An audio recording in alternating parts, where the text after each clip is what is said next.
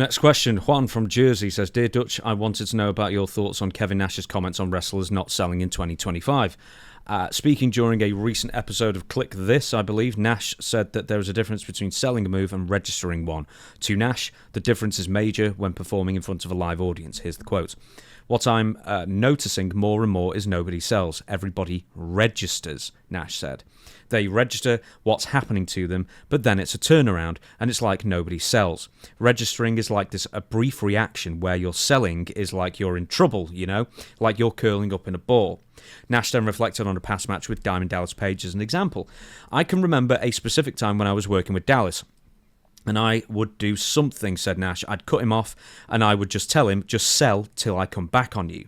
That doesn't mean everyone isn't doing this, though. Nash recently praised a match between AJ Styles and Finn Balor as one where both were performing well. I thought that was an excellent match. I really enjoyed watching that. There was many times where they register, and then the times where they sold as well. So the difference between registering and selling, and are people not selling enough? There is a difference, a huge difference. If a guy hits you, say a punch, to register the punch, to register means react to just what happened. And you go down and you're selling. Now the selling comes in with, you got to, in your mind, is the punch strong enough to really sell it? And if it is, go over there and hug a rope or something till the guy comes back to you. I agree with Kevin, because a lot of people register, but that's just a brief reaction to what happened. To sell it means you have to sell it after the fact. Say you get hit with a drop kick in the head, go down, and of course you're selling it by you going down. But now you register it by going down. To sell it, you got to tell the people that drop kick hurt, and keep selling it, and the guy stays on you and keeps selling it. Or if you hurt the leg, and just selling it, just limp on it. A lot of guys, they hurt their leg and all of a sudden they're up like nothing's happened. But the smart guys get up and they will do a kick and then go back and sell their leg. They're trying to get the story across that they're really wrestling on one leg, and it can be done. But only guys that even think about that are the guys with 10 years experience, like AJ and Finn Balor. They would think to do that.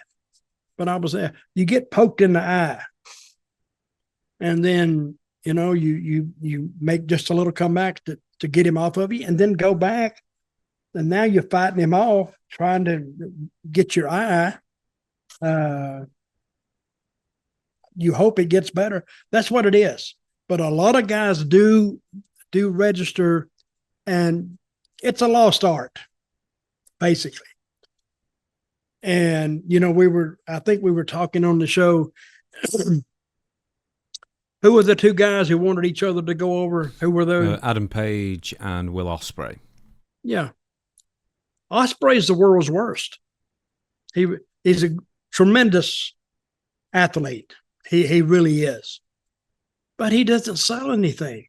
Everything's a register and up, register and up, register and up. But after a while, the people said, what can kill this guy? What can hurt this guy? And apparently it takes more than what the other guys got to get him to really sell it. But there is a difference. And if you just studied a little bit, it's not hard to see. Just figure it out for yourself. See, a lot of guys are afraid to slow the match down because they're moving at such a fast clip. They don't want to slow it down. But guys that know what they're doing, they know exactly how to slow it down, and that tells a story too. Do you think wrestlers these days, by and large, are afraid of silence? They're always trying to keep the crowd up instead of naturally arcing and troughing, I guess, to elicit a big reaction. Go to Japan. You'll be damn performing to silence, because the only thing they get up for is a comeback. I mean, you throw a punch, or the guy throws a punch, they'll get up and then sit right back down. Whoa, another big one. So you can tell when the guy's punching the other guy, even standing outside of outside the arena. If you had a wall there, wow, wow. Puerto Rico, the same thing. Wow, wow. But the steady build is an American thing, and he's trying to go, and he's trying to go, and the people are. But I haven't seen that in, I don't know, 20 years, really, 15 years, I guess. But when you're telling that story and that babyface is trying to finally tell the story to where he's getting strong enough to make the comeback, the fans will get with him. So, to a prospective young wrestler out there who wants to improve their selling, name 3 wrestlers who you would say go and watch their matches, only look at how they sell? AJ is one. Oh, really? Oh, yeah, he sells great. The guy who used to be the world's greatest seller was an old-timer named Dickie Steinborn. He was tremendous. But see, he would sell it with his body. He wasn't a big guy either. He was only like 200 pounds, 205. Good-looking guy. And he'd wrestle those big monsters, and when they would really start on him, he would sell it with his face, with his body. See, when I was a baby face and the heel got on me too much, hell, I would take the walk. You see a heel get out of the ring and walk around. I would do it. But it made sense when I did it. I wanted the guy so at least I could see him coming.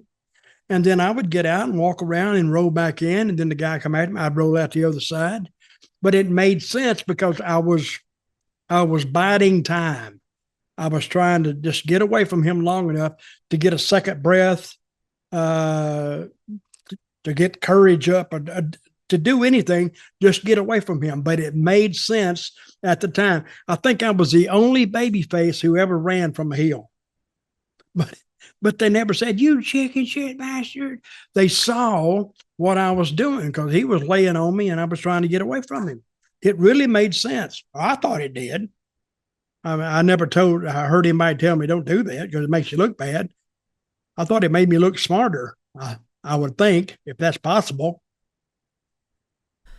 Well, that's 2 of them. Would you name a third then? So I think in the last time, because this is about where the computer Well, you give crashed. me somebody. Well, I think last time you said Ricky Morton and Ricky Steamboat. Steamboat was one, right? Dick Steinborn and the guy who married one of the twins. What's his name? John Cena or Bryan Danielson?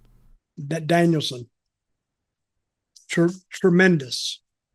Very good. When did wrestlers stop selling? Do you remember there was a time where that I art just became lost? I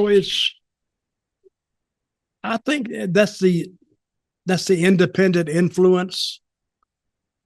See, they're trying to show you how much they can do by doing everything. See, when you send say you want to get booked somewhere and you send, this is what I've seen guys do. They send the tape in, but the tape is with a full match. Well, no booker is going to sit there and watch a full match. You don't have time to do that. But now somebody told them, just take clips, clip here, clip here, clip here, edit here, and just send them about 60 seconds and a little bit of a brief interview at the end.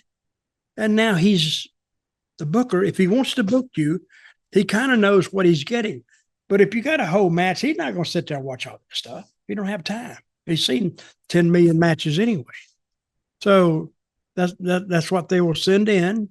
And then when they started selling is sometimes you'll get in front of a hot crowd. And if they're inexperienced,